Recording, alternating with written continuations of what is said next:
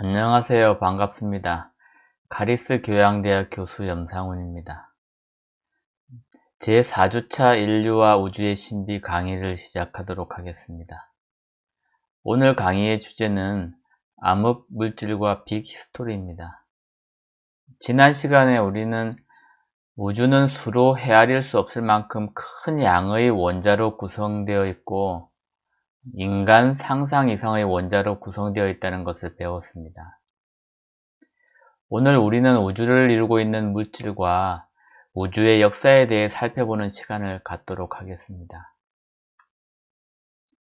지구뿐만 아니라 우주의 자연 현상에 대해서 혹은 법칙에 대해서 우리는 과학자나 전공자가 아니기 때문에 다 알 필요는 없습니다.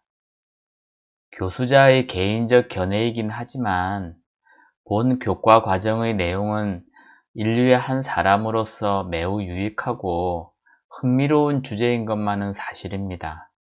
그래서 여러분들이 반드시 인지를 하시고 공부를 해 주셨으면 좋겠고요. 앞으로 살아가는 동안에도 유익한 내용일 것이라고 저는 확신합니다. 조금 특별한 관심을 가지고 시청을 해 주셨으면 좋겠습니다.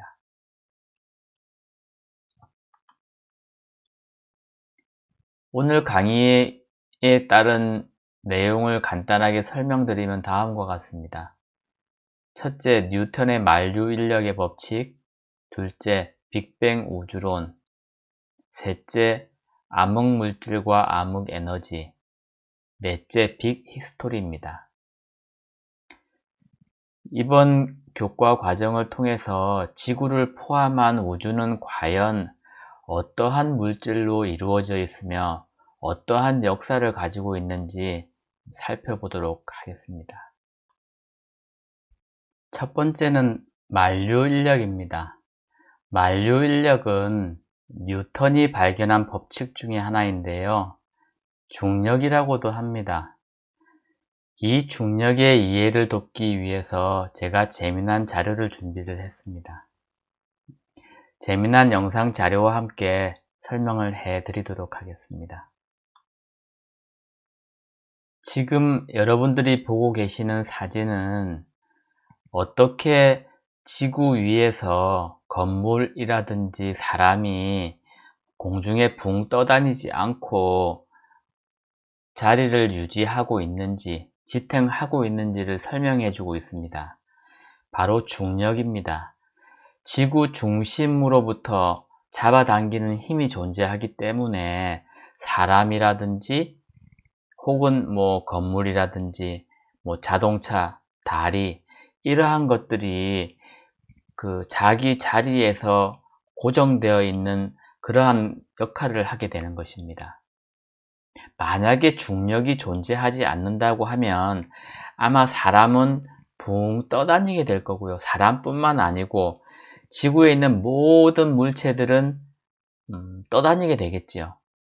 그런데 우리는 여기서 한 개 살펴볼 내용이 있습니다. 무게라는 건데요. 우리는 몸무게가 얼마냐라고 이렇게 물어보기도 하지 않습니까? 그 다음에 저 자동차의 무게는 얼마야? 얼마일까? 라고 이야기를 할 거고요. 그랬을 때 이런 의문을 가질 수도 있습니다. 과연 지구에서의 무게가 다른 우주의 다른 행성에서도 똑같을까라는 의문을 가질 수 있습니다. 그 의문에 대해서 한번 우리 이제 해결해 보는 시간을 갖도록 하겠습니다. 똑같은 상황입니다. 단지 우리가 이제 위치만 바뀌었을 뿐입니다. 아까는 지구였고요. 지금은 달입니다. 달에 우리가 만약에 가서 에펠탑을 짓고 건물을 짓고 달에 우리가 서 있을 때 똑같은 상황, 지구에서처럼 똑같이 서 있고 건물도 똑같이 서 있을 수 있을까요? 여기서 우리는 살펴볼 내용이 있습니다. 바로 질량이라는 것인데요. 질량은 물리학에서 이렇게 정의를 하고 있습니다. 물질이 가지고 있는 고유한 양이라고 정의를 하는 거거든요. 여러분들이 다 잘 알고 계시는 것 중에 단위가 있거든요. 킬로그램이라는 게 있습니다. 여러분들도 지금도 쓰고 계시는 것 중에 몸무게가 뭐 50kg이다. 그 다음에 저 자동차의 무게는 200kg이다. 라는 표현을 우리는 하곤 합니다. 거기서 말할 때 우리가 사실은 질량을 표기를 해서 우리가 말을 하긴 하지만 정확하게 이야기해서는 우리가 물리학에서 말하는 질량의 의미하고는 조금 틀립니다. 거기에 대해서 정확하게 제가 알려드릴 테니까 잠깐 집중을 해 주시면 될 것 같습니다. 아까 말씀드린 것처럼 무게라는 것은 중력을 의미하고요. 중력이라는 것은 일종의 힘입니다.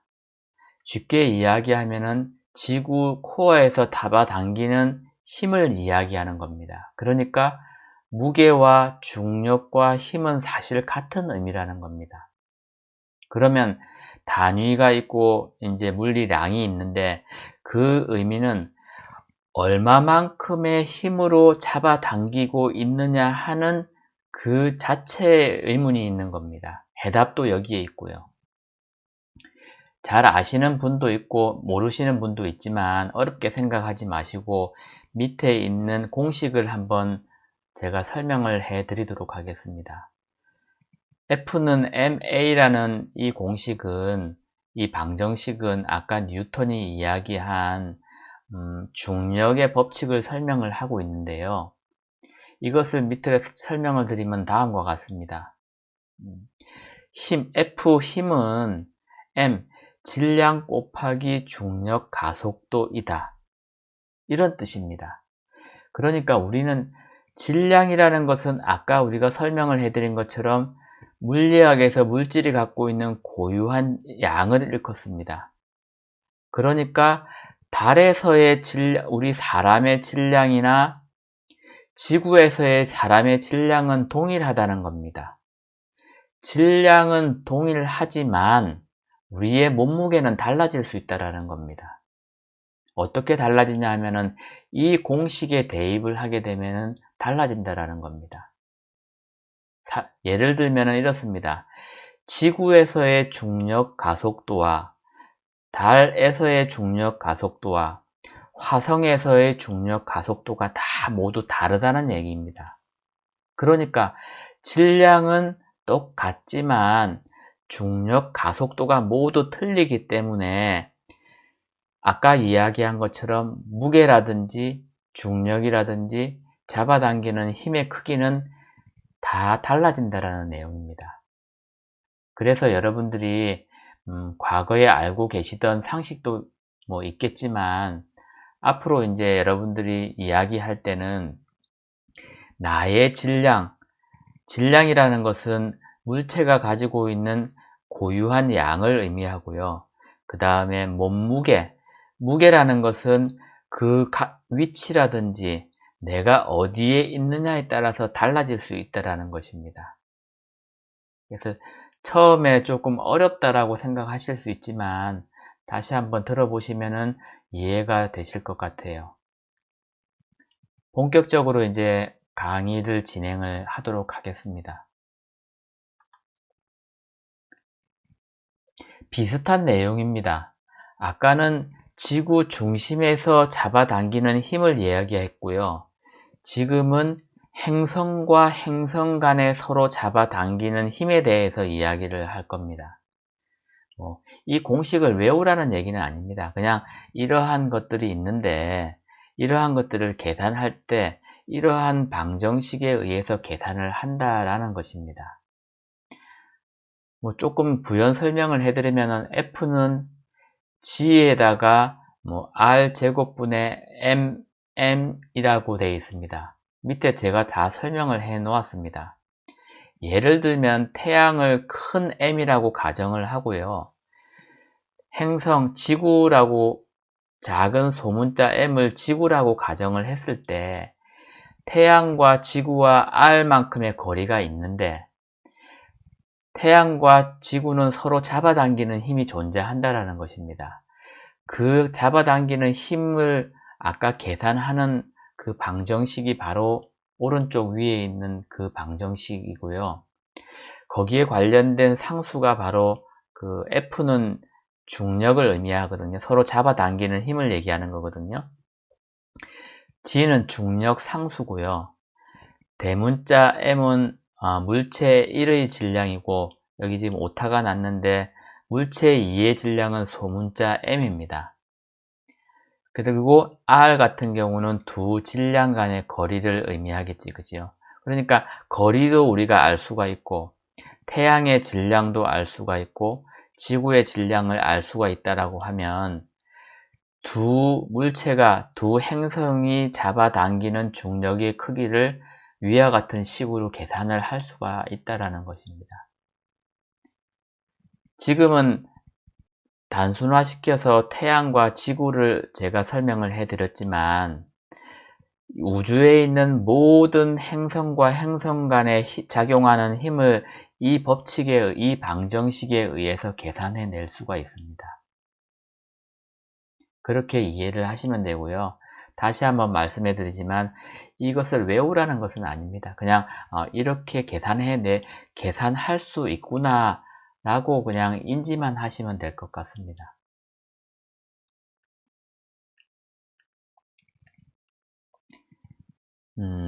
진도가 조금 빨리 나갔었는데, 자, 중력이라는 것은 잡아당기는 힘을 의미하고요. 상식적으로 알아두셔야 될 힘이 존재하는데 그게 청력입니다. 청력은 서로 밀어내는 힘을 이야기합니다. 예를 들면은 자석 같은 경우는 두 가지 힘이 다 존재를 하겠지, 그죠? 뭐 중력이라기보다는 서로 잡아당기는 힘이 존재하고, 그 다음에 또 밀어내는 힘도 존재합니다. 그렇게 이해를 하시면 좋을 것 같습니다.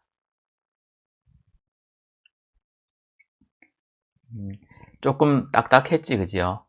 조금 어려운 내용이 좀 있을 수 있습니다. 그런데 이제 좀 이것을 좀 유머러스하게 재밌게 제가 한번 풀어봐 드리도록 하겠습니다.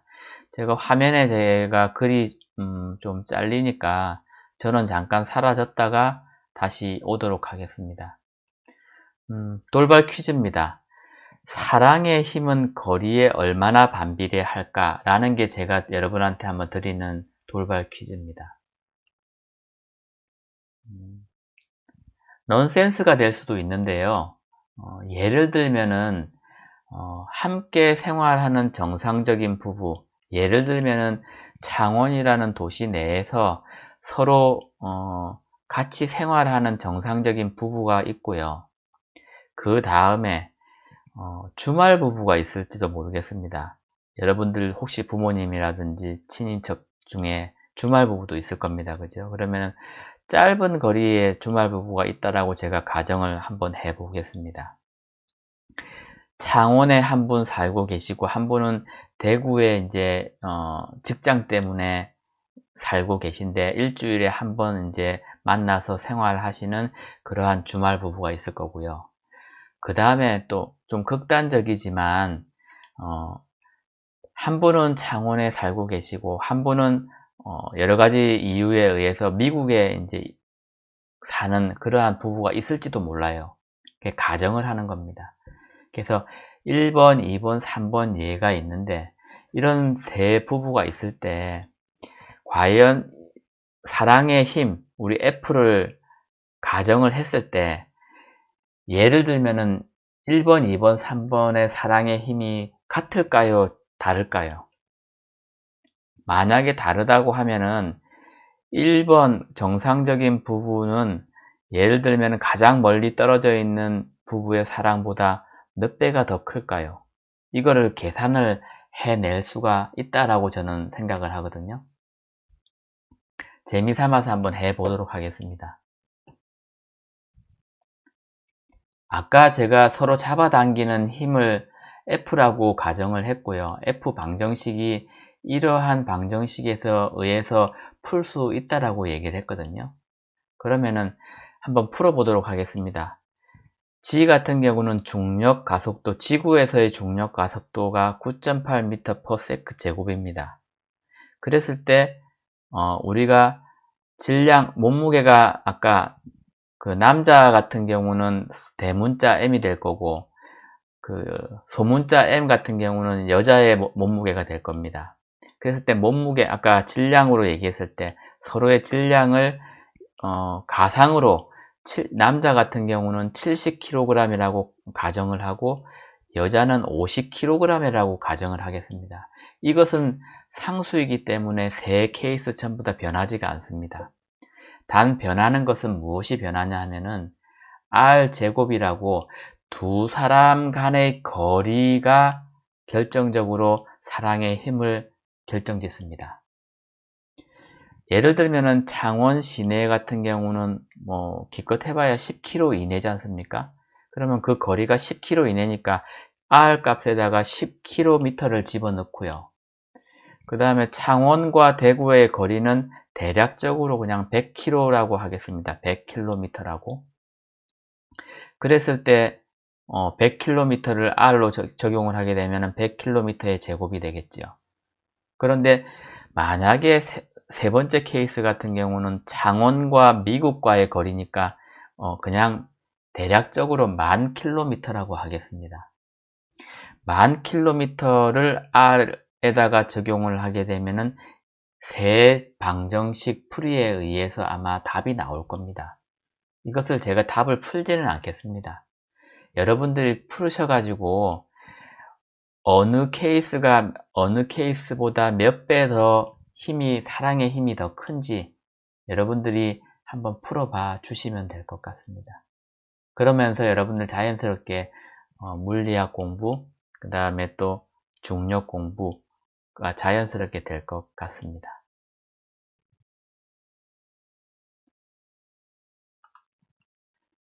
사실 이걸 풀어서 다 여러분들이 계산을 해 주시면 좋은데 그냥 제가 또 간략하게 그냥 빨리 진행하는 의미에서 풀면은 물리적인 단위로 풀면은 이렇습니다.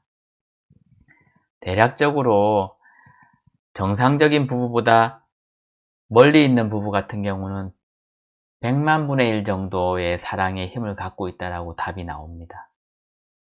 푸는 거는 여러분들이 풀어보도록 하겠습니다.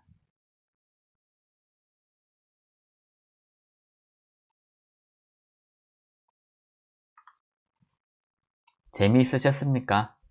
제가 여러분들이 좀 더 흥미롭게 접근하기 위해서 중력이라는 어려운 문제를 사랑이라는 힘으로 계산하게끔 제가 유도를 했는데요. 그렇게 한번 풀어보면은 훨씬 더 이해가 쉬울 것 같습니다. 지금 다루어 볼 주제는 이제 빅뱅 이론입니다. 빅뱅 우주론이라기도 하고요. 많이 들어보셨을 겁니다. 굉장히 어려운 내용일 수도 있지만 제가 최대한 여러분들 이해를 돕기 위해서 쉽게 그리고 간략하게 설명을 해 드리도록 하겠습니다.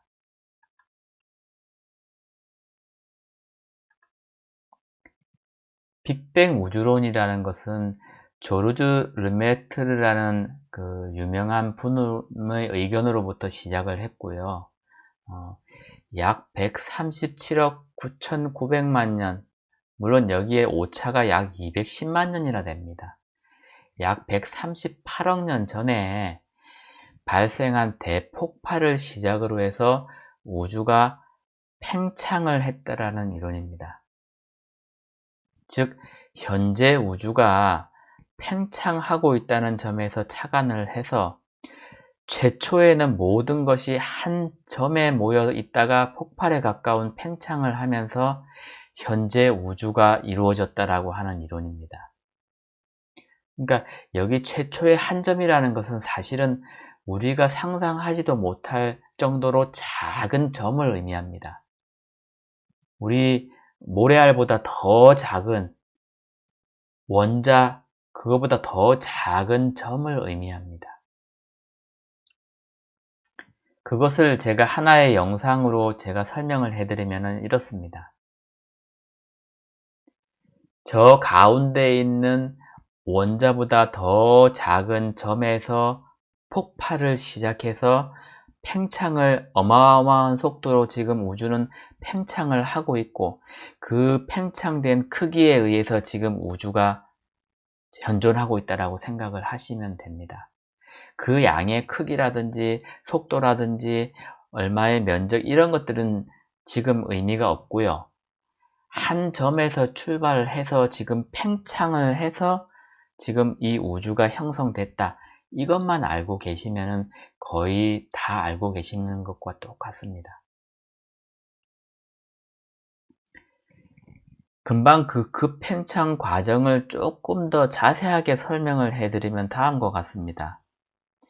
저 0이라고 적혀 있는 게 바로 빅뱅의 초기 시작 단계이고요.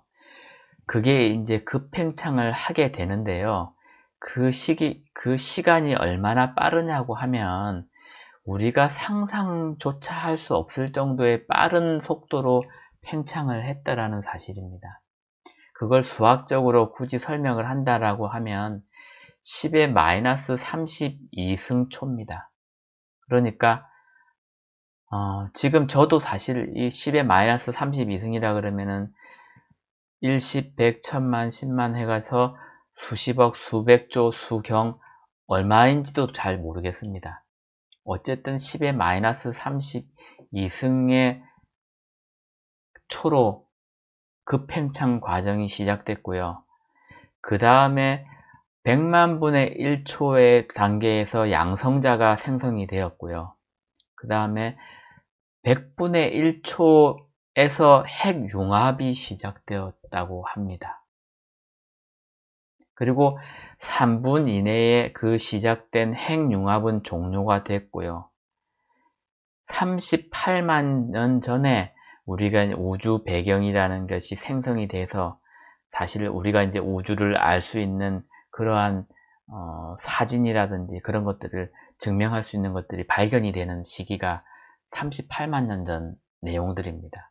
그리고 더 팽창을 계속해서 지금 역사가 지금 현대 우주 같은 경우는 빅뱅부터 시작해서 138억 년이 지났다라는 것이 지금 빅뱅 우주론의 이론 그 내용들입니다.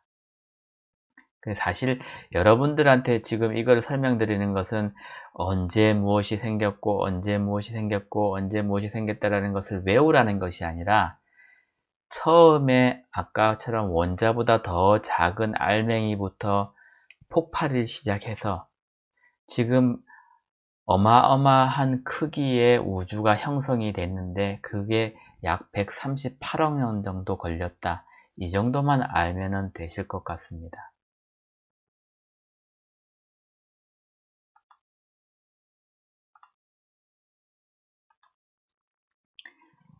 제가 저번 시간에 우주의 크기, 별의 숫자에 대해서 한번 언급을 해드린 적이 있을 겁니다.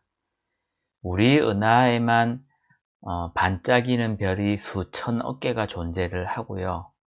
그 다음에 우리 은하 같은 은하가 또 은하단에 또 수천억 개가 존재한다라고 말씀을 드렸습니다. 그런데 이러한 아까 우주가 어떻게 생성됐냐고 하니까 조그만 점에서부터 시작을 해서 급팽창을 해서 만들어졌다라고 했지 않습니까? 그런데 지금 제가 설명해 드리는 이 암흑 물질과 암흑 에너지에 대한 설명을 들으시면 또 깜짝 놀라실 겁니다.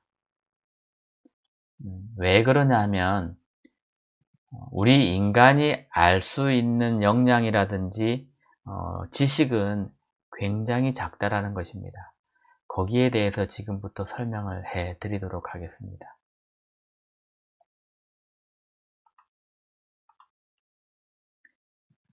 암흑 물질이라는 것은 용어로 설명을 해드리면 다음과 같습니다.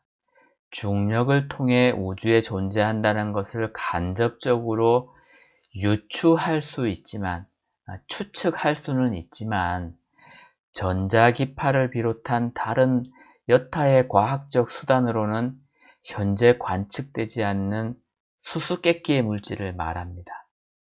그러니까 암흑 물질이라고 해서 까만 물질이 아니고요. 우리 인간의 지식으로 도저히 관측할 수 없는 물질을 암흑 물질이라고 합니다. 두 번째, 암흑 에너지입니다. 우주론과 천문학에서 우주에 널리 퍼져 있으며 청력, 아까 이야기했지 않습니까? 밀어내는 힘, 청력으로 작용해 우주를 가속 팽창시키는 역할을 에너지를 말합니다. 모든 물질들은 중력을 가지고 있기 때문에 중력에 의해 수축을 해야 되는데 우리 우주는 가속 팽창을 하고 있다고 말씀해 드렸지 않습니까? 그러므로 우주에는 중력을 모두 합친 에너지보다 훨씬 더 큰 에너지가 존재한다고 우리는 예측할 수가 있습니다. 그게 바로 암흑이라는 에너지를 이름을 붙여서 암흑 에너지라고 이야기를 하거든요. 다시 한번 이해를 돕기 위해서 설명을 해드리겠습니다. 아까 우리는 서로 잡아당기는 별들과 별들, 행성 간의 중력을 다 갖고 있다고 얘기했습니다. 왜? 질량을 갖고 있는 모든 물체는 중력을 갖고 있다고 얘기했기 때문에. 그래서 중력은 서로 수축을 또 해야 되거든요. 근데 아까 우리 빅뱅 우주론에 의하면 어마어마한 속도로 지금 팽창이라는 건 늘어난다는 얘기거든요. 그러니까 가속 팽창을 하고 있으니까 생각을 해 보십시오. 이 세상에 수천억 개의 별들이 다 중력이 존재해서 서로 잡아당기는 힘이 있는데 지금 그 팽창 과정을 계속 하고 있으니까 그 중력, 모든 별들의 중력 에너지를 합친 것보다 분명히 더 큰 에너지가 존재한다라는 것을 우리는 예측을 할 수가 있습니다. 그런데 우리는 거기에 대해서 예측만 할 뿐이지 실제로는 알 수가 없다라는 거죠. 그래서 그 에너지를 바로 암흑 에너지라고 이야기합니다. 그냥 여기까지만 아시면 될 것 같고요. 아, 암흑 에너지가 이런 거구나. 암흑 물질이 이런 거구나. 그냥 한번 듣고 넘어가시면 될 것 같습니다. 그래서 우리 인간이 우주에 존재하는 모든 물질을 다 통틀어서 봤을 때 암흑 에너지가 차지하는 비율이 74%가 되고요. 그 다음에 암흑 물질이 22%를 차지하고요. 우리 인간의 기술로서 관측 가능한 물질은 단지 4%에 불과하다라는 게 현재까지 밝혀진 사실입니다. 그리고 관측 가능한 물질 중에서 빛을 내지 않는 물질이 3.6%고요. 빛을 내는 물질이 0.4%라는 겁니다. 그러니까 다시 한번 말씀을 해드리면 이 우주상에 존재하는 모든 물질의 합을 100%라고 했을 때 인간이 관측 가능하고 볼 수 있는 것은 단 0.4%에 불과하고 99.6%는 우리가 알 수 없는 물질로 이루어졌다라는 것이 정확한 팩트입니다.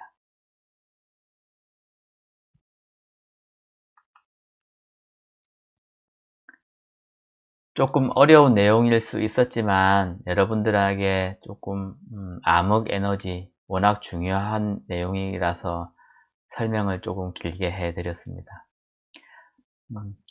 조금 머리를 식히는 의미에서 돌발 퀴즈 두 번째 문제를 내도록 해드리겠습니다. 이것은 무엇일까요? 무거운 질량을 가진 천체, 우주로 인해서 배경의 빛이 휘어져서 구부러져서 마치 렌즈를 통과하여 오는 것처럼 보이는 현상을 말합니다. 저번에 설명을 한번 해드렸습니다. 이렇게 휘어져 오는 빛들의 시간 차이를 지나온 질량이 큰 천체의 이론적 질량과 연결해서 그 거리를 알 수 있다고 합니다. 저번 주에 제가 설명을 해드린 내용 중에 하나입니다. 그곳을 제가 그림으로서 설명을 드리면은요, 왼쪽에 사람 눈은 지구에서 이제 관측을 하는 것이라고 보면 되고요. 오른쪽에 있는 A, B, C는 행성의 별의 진행 방향입니다. 그런데 그 가운데 어떠한 은하단이든 아니면 어떠한 행성 체계가 있거든요. 그 전체가 렌즈 현상을 일으켜서 우리는 A, B, C의 별의 진행이라든지 이것을 정확하게 인지할 수가 없고요. 왜곡되게 우리가 인지할 수 있다라는 그 효과가 바로 중력 렌즈 효과입니다. 그러니까 만약에 별의 진행 방향이 B 시점에서는 우리가 관측할 때 렌즈 현상에 의해서 어두워진다라는 겁니다. 그렇게 이해를 하시면 될 것 같고요. 이번 시간에는 외계 행성 탐색 방법에 대해서 제가 잠깐 설명을 해드리겠습니다. 여러분들은 그림을 보시면 될 것 같고요. 왼쪽에 보면은 그림이 있을 겁니다. 세 가지 그림이 있는데요. 세 가지 방법을 제가 설명을 해 드리겠습니다. 첫 번째, 가장 많이 쓰이는 것은 이제 중심별의 미세한 흔들거림을 관측하는 방법입니다. 보통 거대한 행성이 이제 공전을 하게 되면 행성의 중력 때문에 사실 중심별도 조금 흔들리게 되거든요. 쉽게 얘기하면 투포환 선수가 이제 포환을 돌릴 때 약간 휘청거리는 것과 비슷한 현상이라고 보시면 될 것 같아요. 행성이 크면 클수록 중심별에 가까울수록 더 많이 흔들리겠지요. 그 행성이 흔들리는 그 주기를 우리가 이제 별 둘레에 따라서 행성이 공전을 하고 있거든요. 그 공전을 추론할 수가 있습니다. 그래서 대부분 이 행성들은 이 방법에 의해서 발견되고 지금 공전하는 거에 대해서 우리가 외계 행성이 공전을 하고 있다라고 우리가 예측하는 방법 중에 하나입니다. 그런데 한 게 이제 지구 정도의 질량이 작은 행성은 조금 찾기가 어렵다라고 하는 게 현재 이제 학계 이론들입니다. 두 번째, 중력 렌즈 효과는 최근에 떠오르는 관측법입니다. 예를 든다 그러면은 물이 찬 유리병 뒤에 불빛이 지나갈 때 불빛의 모양이 휘고 더 밝게 보이게 되거든요. 근데 그 유리병이 만약에 울퉁불퉁하다라고 하면 그 모양과 밝기에 따라서 독특하게 달라지게 되겠지, 그죠? 혹시라도 여러분들이 컵에다가 의문을 갖고 계신다라고 하면 컵에다가 물을 한 3분의 2 정도 따르고요. 그 물이 담겨진 컵을 내 눈앞에 놓게 되면은 그 바깥에 컵을 통해 보이는 바깥의 모양이 물건들이 다 다르게 왜곡돼서 보일 겁니다. 작은 빛은 산란이 돼가지고 또 더 밝게 빛나게 될 거고요. 약간 커지거나 왜곡되게 보일 겁니다.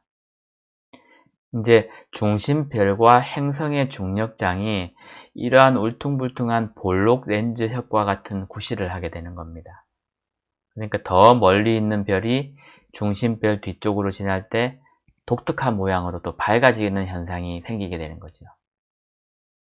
마지막으로 오른쪽에 있는 세 번째 방법입니다. 공전하는 행성이 별빛을 가려서 어둡게 하는 현상을 관측하는 방법이거든요. 쉽게 얘기하면은 밝게 빛나는 중심별이 있는데 그 앞에 행성이 내 앞을 지나갈 때 그 중심별의 밝기가 어두워지게 되거든요. 그러면서 이제 우리는 예측하는 게 행성이 그 중심별을 중심으로 공전을 하고 있구나 라고 예측을 할 수 있잖아요.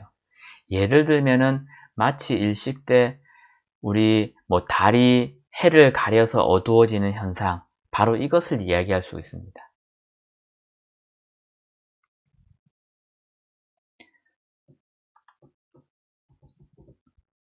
다음은 아까 암흑 에너지라는 것에 대해서 어떻게 그런 암흑 에너지가 있는지에 대해서 증거를 지금 제가 제시를 해 드리도록 하겠습니다. 바로 첫 번째 증거는 중력 렌즈 효과입니다. 중력 렌즈 효과에 의해서 우리는 암흑 에너지가 존재한다라고 우리는 예측할 수가 있습니다.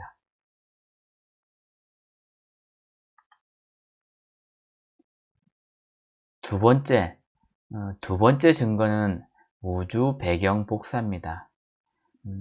약 38만 년 전에 중력파에 의해서 만들어진 우주 배경 복사에 사실 특별한 패턴이 생성이 되고 그게 존재를 하고 우리는 그것을 관측을 할 수가 있습니다. 그래서 그 관측되어진 우주 배경의 복사 이미지를 가지고 지금 그 중력파를 예측을 할 수가 있거든요. 그러니까 그 중력파는 결국 암흑 에너지에 의해서 만들어졌다라고 할 수밖에 없기 때문에 우리는 암흑 에너지가 반드시 존재한다라고 예측할 수가 있는 것입니다.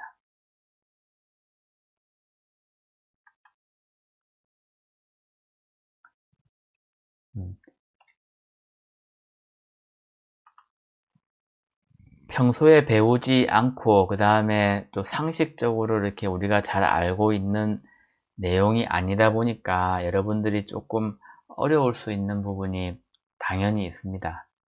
그리고 한 가지 제가 다시 한번 강조를 해드리면 여러분들은 지금 말씀해 드리는 것을 다 시험 보듯이 다 외우고 한번 보면은 제가 설명해 드리는 것을 적어서 외우라는 내용이 아닙니다. 그냥 이 굵직굵직한 우리 용어에 대해서 이러한 용어가 이런 것들이구나. 그냥 이 정도까지만 아시면 되고요. 그 다음에 아까 빅히스토리, 암흑물질, 암흑에너지 이 정도 단어 정도만 그냥 알고 계셔도 제 강의를 잘 들으신 겁니다. 그러니까 너무 어려워하지 마시고 끝까지 경청을 해 주시면 좋겠습니다. 그리고 중간중간에 힘들거나 안 그러면 조금 쉬고 싶으면은 잠깐 정지해 있다가 중간중간에 단계별로 이렇게 학습을 하시면 될 것 같아요. 이번 시간에 제가 소개해 드릴 주제는 빅 히스토리입니다. 네, 강의 시간이 얼마 남지 않았지만 조금 집중해 가지고 들어주시면 좋을 것 같습니다.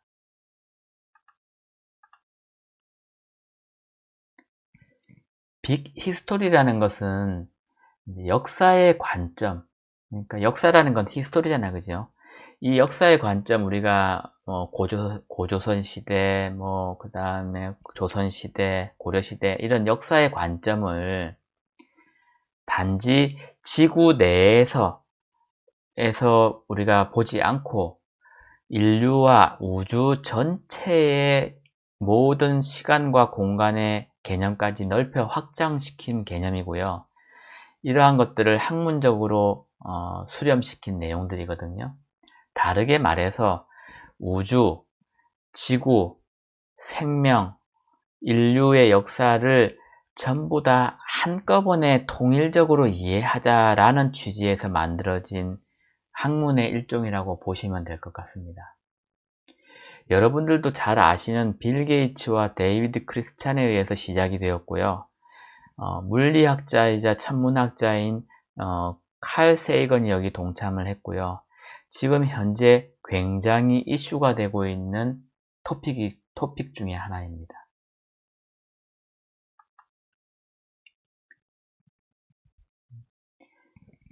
아까 빅뱅 우주론을 설명해 드린 내용과 조금 비슷합니다. 그것을 조금 더 자세하게 설명해 놓은 게 이제 요 내용들이거든요.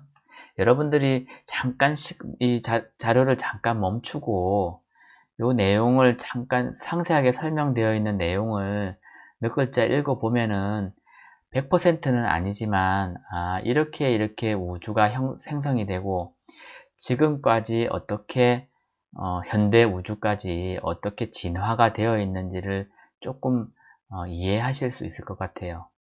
물론 어려운 용어가 많습니다. 뭐 빅뱅 합성론, 강입자 시대, 뭐 베릴륨, 헬륨, 뭐 이런 어려운 내용이 나오는데 이걸 전부 다 이해하실 필요는 없고요. 그냥 큰 굵직하게 오래전 138억 년 전에 점으로 시작해서 점이 폭발을 해서 굉장히 빠른 시간 내에 팽창을 해서 지금 현대 우주가 만들어졌다. 이것에 관련된 내용을 조금 자세하게 전문적으로 이제 적어 놓은 것에 불과합니다. 그리고 실질적으로 우리가 38만 년 전 우리 이제 제대로 된 어떤 우리가 우주 마이크로파의 배경 복사가 이제 관측이 되는 시점이 38만 년 전이고 실제로 그 이전은 우리가 관측하거나 그렇게 할 수가 없습니다. 그래서 우리가 예상을 하고 추측하는 것들이고, 그래서 시간 나면 요거를 한 개 살짝 읽어 봐 주시면 될 것 같습니다.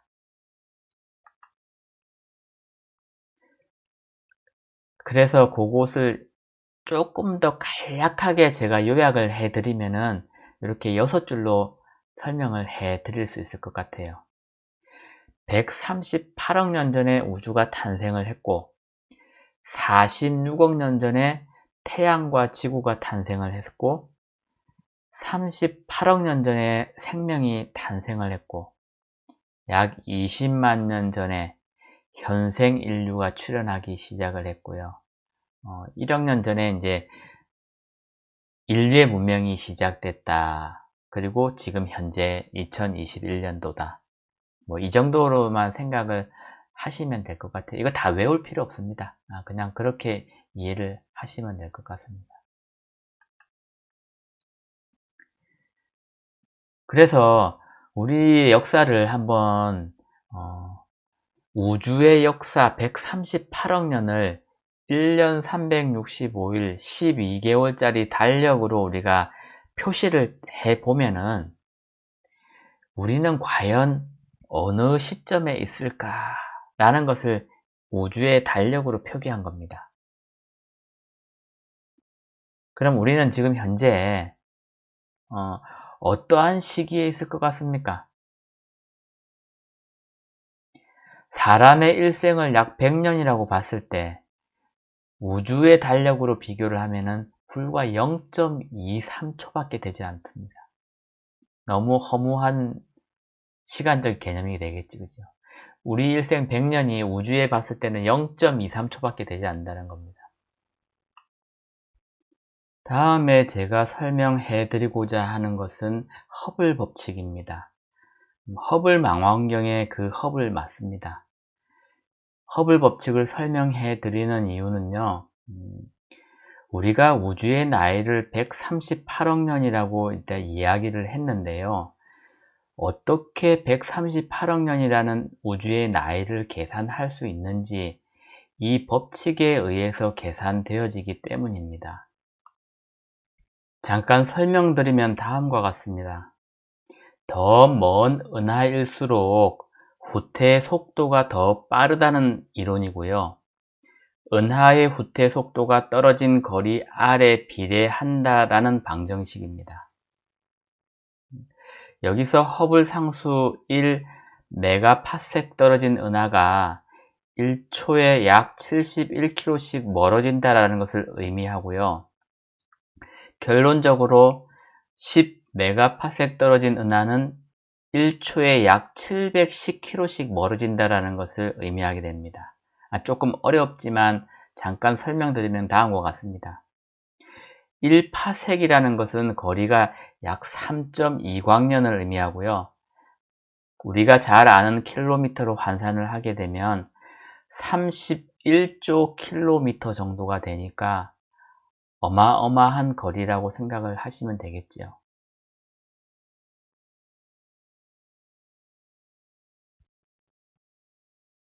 좀 수학적으로 이걸 막 다 외우실 필요는 없고 그냥 허블 법칙이 더 멀리 있는 은하일수록 속도가 더 빨리 팽창한다, 폭발한다. 이 정도만 알고 계시면 될 것 같아요.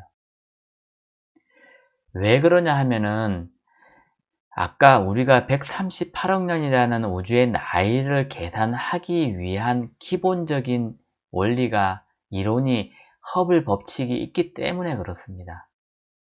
그래서 어떻게 138억 년이라는 나이를 구할 수 있냐 하면은 지금 이러한 이론에 의해서 구할 수 있는 겁니다. 우주가 같은 속도로 계속 팽창하고 있다라고 가정을 했을 때 우주의 나이는 허블 상수의 역수와 같기 때문에 결국 후퇴 속도가 있고 은하까지의 거리가 있다라고 했을 때 후퇴 속도분의 은하까지의 거리를 수학적으로 계산을 하게 되면은 138억 년이 나온다라는 겁니다.